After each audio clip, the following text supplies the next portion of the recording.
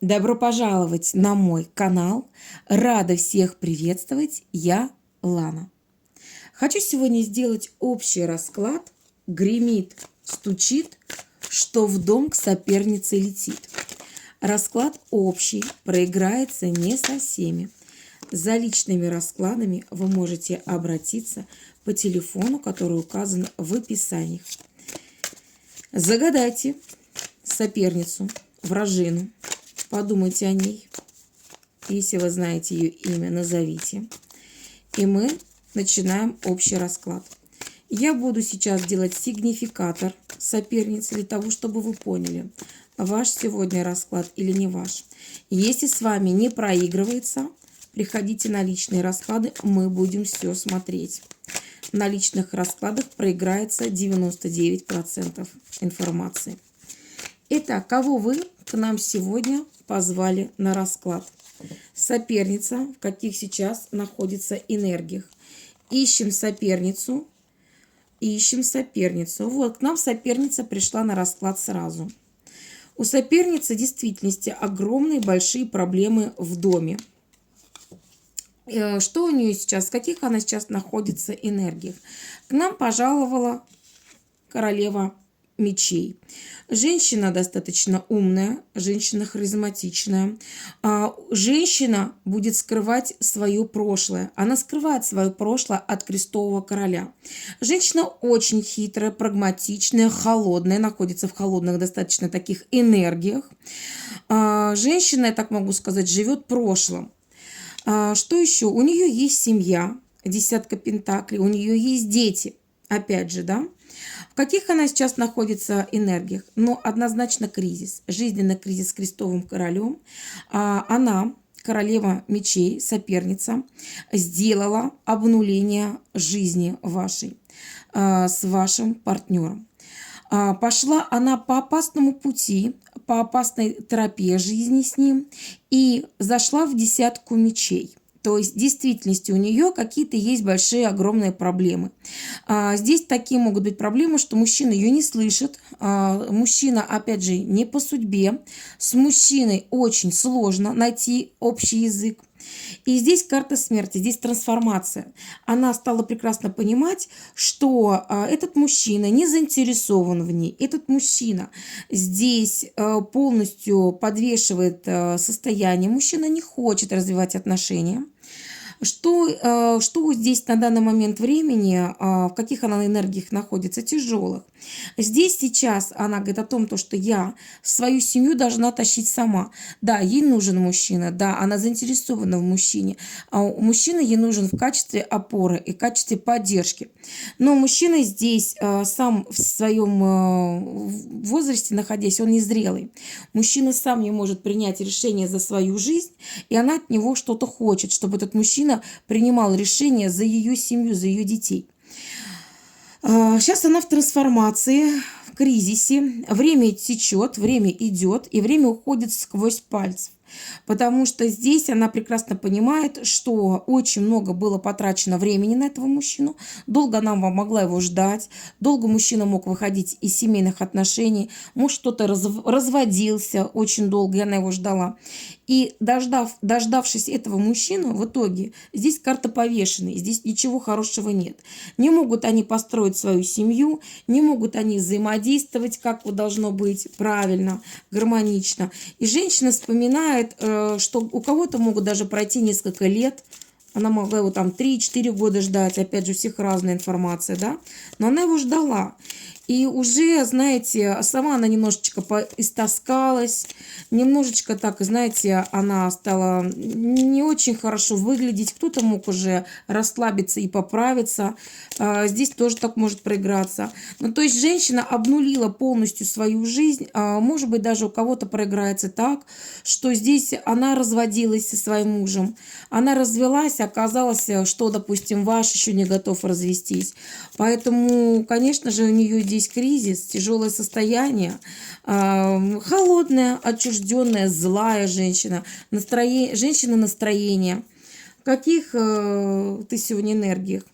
Ждет она от вашего партнера какой-то сюрприз, какой-то подарок. У кого-то может проиграться, что у нее был день рождения, мужчина не подарил и не поздравил ее с днем рождения. У кого так может проиграться.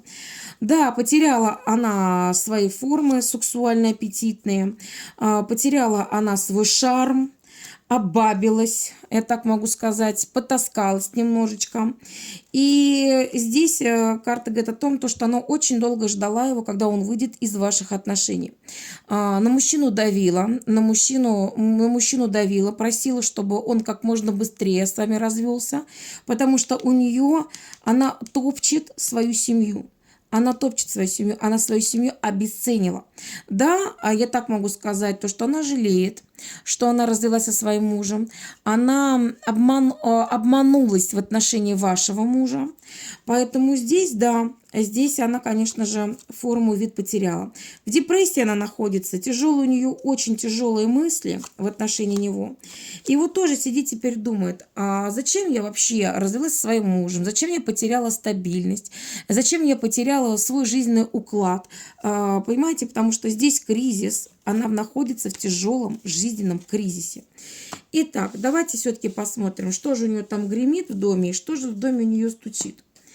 Что у соперницы в доме гремит? Что у нее гремит? Что гремит? Расскажи нам, покажи, что гремит. Что у тебя гремит? Что гремит? Гремит. Гремят у нее деньги.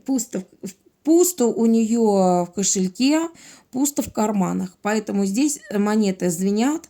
Женщина очень много работает. Женщина имеет такой тяжелый труд. Она прекрасно понимает, что рассчитывать ей приходится только самой на себя. Что еще у нее гремит? Гремит, видите, она попала в клетку своих ожиданий. Она попала в клетку своих амбиций. Девятка мечей – это страх, это кризис. Она не может выйти из сложившихся таких вот тяжелых обстоятельств. Но здесь, во-первых, у нее могут быть проблемы с кредиторами. Здесь женщина могла взять какой-то большой кредит, и она его не тянет. Рассчитывала на вашего партнера, чтобы он ей помог. Нет, он ей не помог. Девятка мечей. И здесь она, вы знаете, как в заточениях. Она вот бежала, думала, за лучшей жизнью побежит, отсекала прошлую свою жизнь. А вы знаете, иногда надо остановиться и подумать. Не все то золото, что блестит. Может быть, в действительности надо посмотреть и разобраться в своих семейных отношениях, разобрать все по полочкам, но разобрать все по полочкам, не торопиться выходить из своих насиженного места. Жалеет она то, что она со своим мужем развелась? Да, жалеет. Тяжело ей? Да, тяжело. Отношения с вашим мужчиной не складываются. Она попала в капкан своих ожиданий. Она попала в капкан своих фантазий. И теперь она рассчитывать только может сама на себя. Потому что здесь ей очень тяжело. Здесь страхи, у нее присутствуют огромные страхи. А мало того, то, что у нее здесь огромные страхи, у нее, знаете, сомнения. И она застилает свой жизненный путь страхами и сомнениями. А вот тут у меня может не получиться. А тут я не справлюсь. А здесь я вообще боюсь. И вот этими страхами она закрывает и перекрывает свой жизненный путь. Поэтому у ее судьбе, конечно же, гремят страхи. Страхи у нее гремят. Но опять же, да, вот рыцарь Пентаклей – это ваш мужчина. Да, она его ждала, она думала, что здесь будет счастливая, у нее красивая жизнь. Она думала о том, что ваш мужчина, конечно, она его сравнивала, вашего мужчину она со своим мужем сравнила. И да, муж у нее достаточно был сложным человеком, и она увидела, что ваш муж немножечко другой, более романтичный, более такой харизматичный. И рыцарь Пентаклей, я так могу сказать, что они познакомились в дороге. Может быть, это были совместные поездки на работу, может быть, у них были какие-то свои проекты. Но то, что они познакомились на работе в дороге, это 100%. И мужчина ее очаровал, и мужчина ее так достаточно, знаете, завлек. И теперь она думала, что такой мужчина давно в ее жизни не было. И теперь вот что она теперь имеет? Страхи. Давайте раскроем, что за страхи-то у тебя такие. Что за страхи? Прям страхи, у нее безумные страхи. Страхи остаться без денег, страхи остаться без мужчины, страхи остаться никому не нужной, одиночество. Видите, страх. Она думала, что ваш мужчина фартовый. Она думала, что с вашим мужчиной она построит благополучие, удачу и семейное счастье будет у нее. Понимаете, что здесь она еще думала? А оказался-то мужчина, что тоже здесь со своими меркантильными был интересами. У кого-то до сих пор любит жену, он говорит, я не брошу свою жену, буду при жене жить, да. Поэтому здесь она в нем разочаровалась. Вот, пожалуйста, 9 мечей, здесь разочарование. Она в нем разочаровалась. Она думала, что он гусар, она думала, что он джентльмен, она думала, что он так красиво за ней ухаживает. За ней так никто красиво в последнее время не ухаживал, как ухаживал ваш муж или ваш партнер. Он в нее вкладывался, мог ее даже как куда-то возить. Они даже могли вместе ездить в путешествие небольшое, там, да, даже на выходные дни они могли куда-то поехать. У них были страстные, красивые свидания. Здесь она в нем разочаровалась. Она прекрасно знала, что у данного партнера нынешнего есть жена. Она это прекрасно знала, что здесь у вас с ним были длительные отношения. Она это знала. Она это знала. Но мужчина оказался таким джентльменом, стал красиво за ней ухаживать. И, конечно же, женщина захотела его себе забрать. Ревновала она его, мысли были. И что здесь оказалось? Оказалось то, что она повелась на подарки. Она повелась на его поведение, на подарки, на ухаживание. На что она повелась? Она отвыкла, муж в нее не вкладывался. И вот она свою жизнь принесла несчастье. Что она сделала? Она свою семью разбила. Она вышла первой из отношений, а ваш не торопился. Может быть, до сих пор у кого-то не торопится. Сейчас, на данный момент времени, встречи стали краткие. Встречи стали очень короткие. Что гремит в ее доме? Что в ее доме гремит? Ну вот, видите, она свой выбор сделала. Она побежала за вашим партнером. Будучи в браке, будучи в семейных отношениях, и вы, и он, и вы, и он. Почему многие мужчины выбирают в любовнице замужнюю даму? Для того, чтобы женщина не смогла его вытащить из семьи. Если любовница свободная, если любовница не в браке, то любовница будет зариться на его семью. То есть любовница будет разбивать умышленно его семью. Но есть такие у нас прагматики мужчины, которые понимают о том, что если любовница свободная, то по-любому она будет вытаскивать мужчину из отношений. И если мужчина будет выбирать себе в любовнице женщину в браке, семейную, он прекрасно понимает, что шанс разбить семью мужчины будет достаточно мал. Но женщина сделала выбор в отношении данного мужчину. Она разводится со своим мужем, по-быстрому разводится она.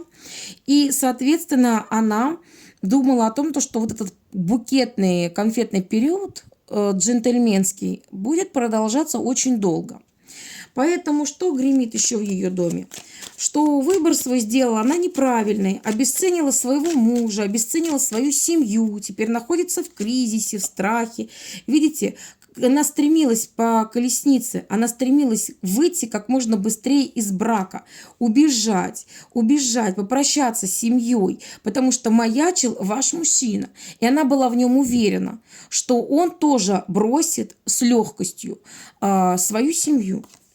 Вот, видите, король Пентаклей, про что я и говорю, мы в потоке. Но мужчина оказался очень достаточно расчетливым, таким, знаете, хитрым мужчина оказался. Он, знаете, тоже ваш мужчина такой продуман. Он не повелся на ее речи сладостные и выбрал, конечно же, вас. У кого-то может быть до сих пор любовный треугольник, вы знаете о ее существовании. А кто-то живет на 2 семьи, такой тоже может быть. Кто-то до сих пор не может принять выбор решений, и вам от этого больно. И у вас на душе кошки скребутся, потому что вы чувствуете соперницу. Может быть, мужчина сам сказал, как мне быть в этой ситуации, рассказал, вы это знаете, эту ситуацию.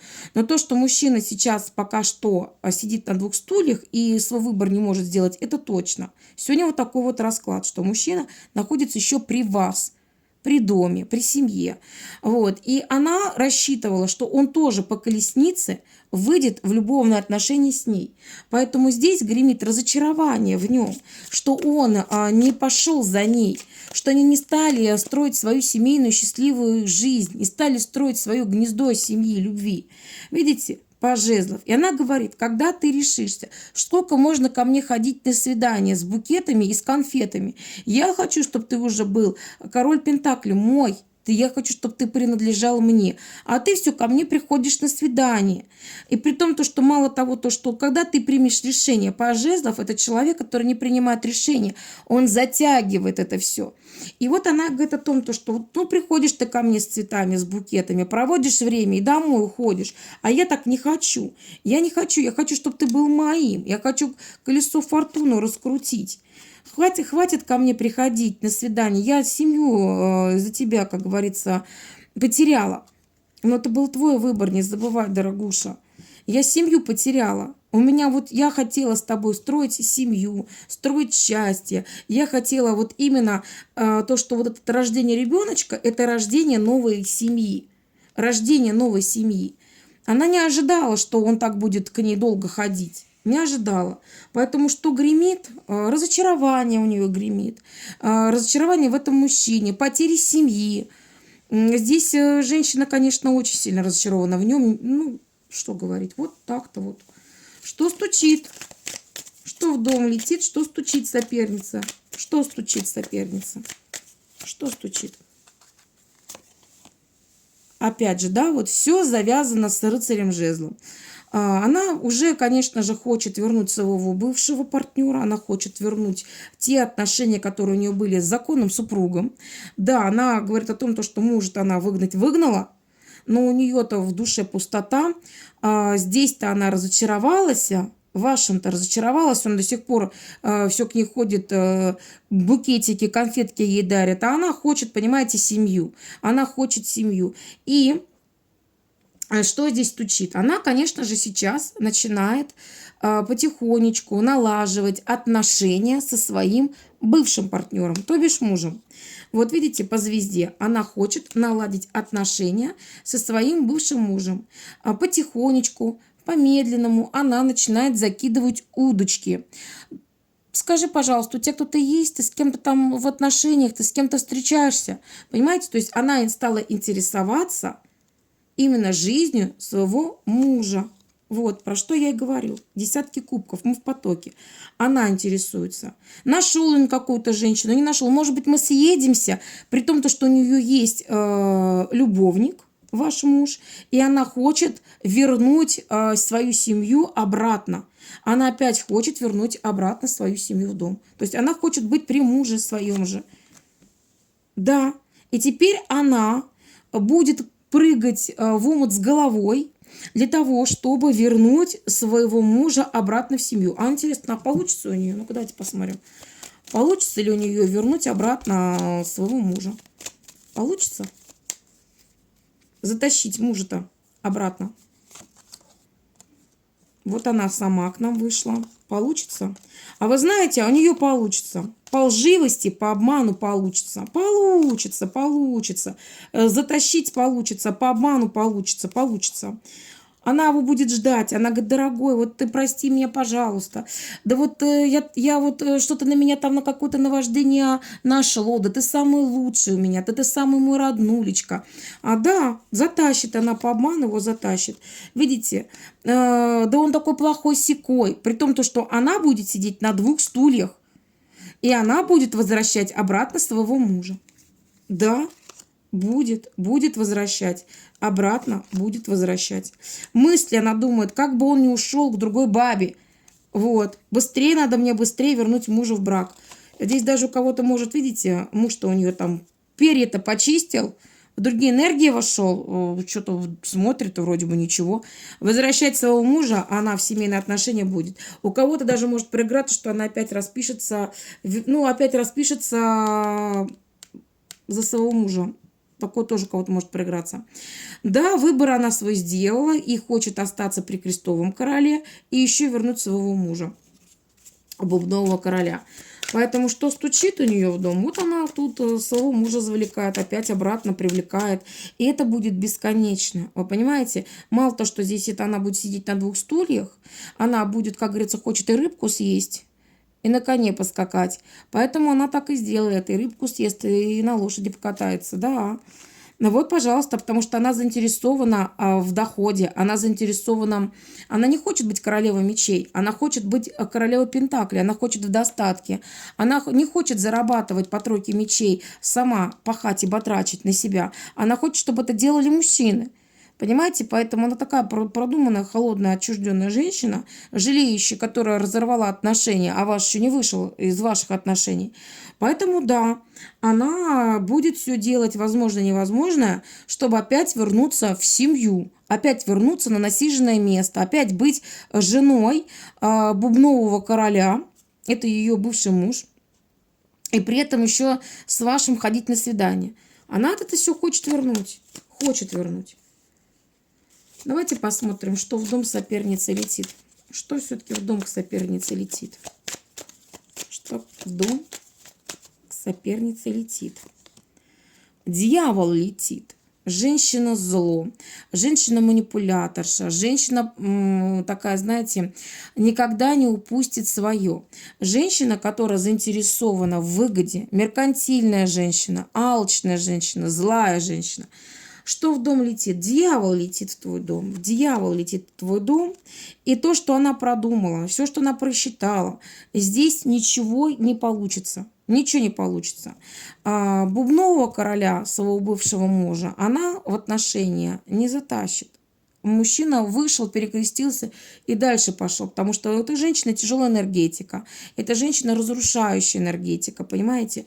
Поэтому здесь летит в ее дом смерть. Болезни, неприятности, черная полоса в ее жизни, она грянет. Видите, все тайны, все ее обманы, вся ложь, все манипуляции вылезут наружу. Вот все, что когда-то она играла в двойную игру, это все выйдет наружу. Даже, может быть, ваш об этом узнает, что она хочет вернуться в отношениях к своему бывшему мужу.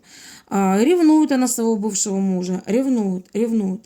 И что здесь еще? Она очень-очень обманщица, она большая обманщица, она хитрая лиса. С этой женщиной нужно ухо держать востро. Этой женщине доверять нельзя. Это женщина, которая просто-напросто будет играть свою игру для того, чтобы выиграть и чтобы быть в выигрыше. Поэтому здесь мало того, что здесь будет обман, ложь, предательство. Вы знаете, она такая двуличная женщина. И, конечно же, здесь она будет одну информацию говорить одному человеку, другому информацию будет говорить другому человеку. В дом летит обман. В ее дом летит обман. И помимо обмана в ее доме здесь еще разочарование, слезы и печали.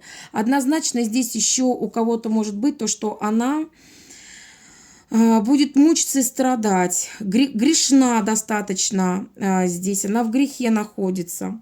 Ну да, понимаете, опять же, она захочет вернуть свой статус императрицы.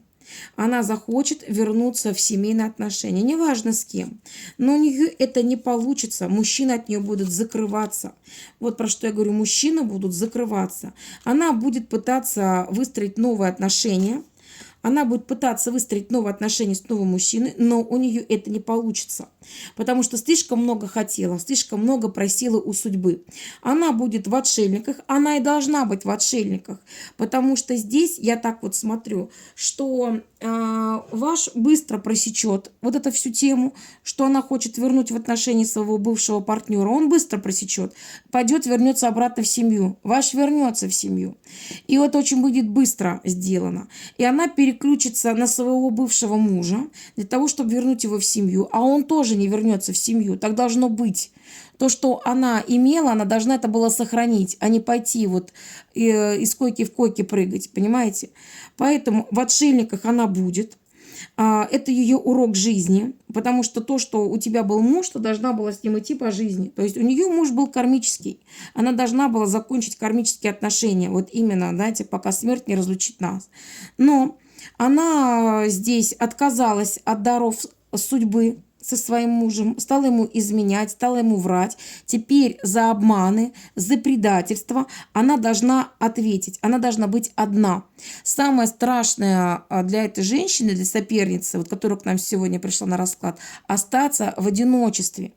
Потому что многие люди не любят одиночество. А одиночество иногда нам дается для того, чтобы мы познали мир, для того, чтобы мы что-то в себя открыли, для того, чтобы мы какую-то проработали травму, для того, чтобы мы проанализировали, где мы сделали неправильно, где мы совершили ошибку в своей жизни. Поэтому здесь, конечно же, она нам говорит о том, что она посидит в одиночестве, она будет закрыта.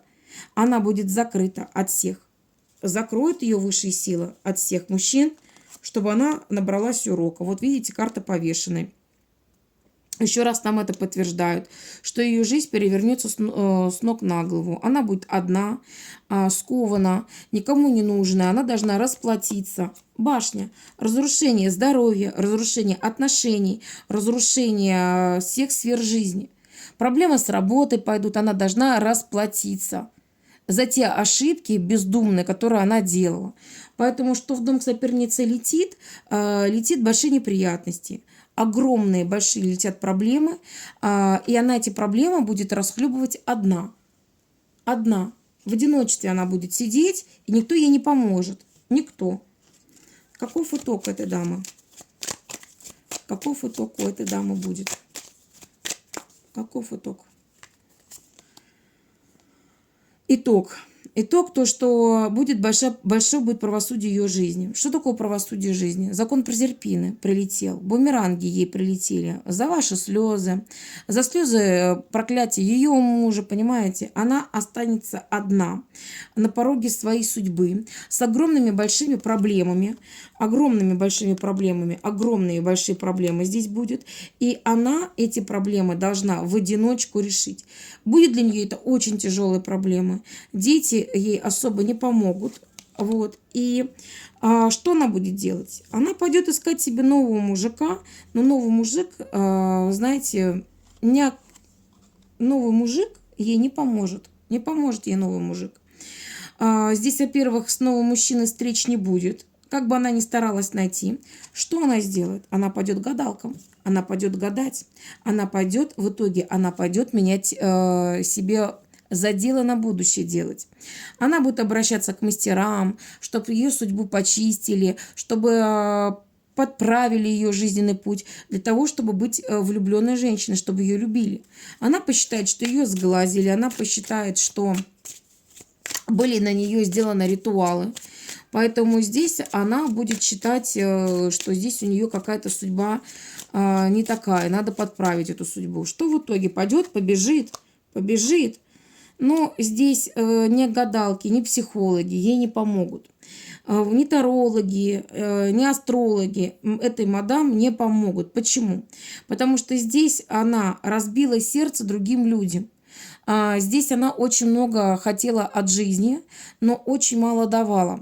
Поэтому здесь никто ей не поможет. Здесь будет у нее разбитое сердце, разбитое будет очень сердце, проблемы будут у нее с деньгами. Вот. И, конечно же, она будет помощи просить у своих детей, у своей семьи. Помогут ли ей в будущем дети? Давайте посмотрим. Ее семья в будущем поможет, дети, там, внуки. Поможет. Вот, пожалуйста, вышли дети. Помогут? Нет, не помогут. Не помогут, смотрите, потому что у детей свои жизненные невзгоды, у детей свои жизненные неурядицы. Она должна этот урок жизни усвоить сама. Она должна сама пройти этот жизненный урок. Поэтому никто ей не поможет. И помощи ждать не от кого. Поэтому в жизни ее будет разрушаться, будет болеть, будет страдать. Здесь такая, знаете, женщина пришла, у нее уже большие проблемы идут. Кто-то может начать выпивать достаточно так хорошо. Ну и вот, знаете, она будет манипулировать своим здоровьем однозначно у детей. Так, знаете, женщина, но она одна останется. Я не вижу, она останется одна. Она останется одна, никому не нужна и богом забытая женщина. Вот такой вот сегодня у нас проигрался расклад. С кем срезонировало, обязательно пишите. Благодарю вас за лайки, за подписки, за донаты. Благодарю вас за то, что вы у меня есть. Хочу пожелать вам здоровья, счастья, удачи, благополучия. До новых встреч!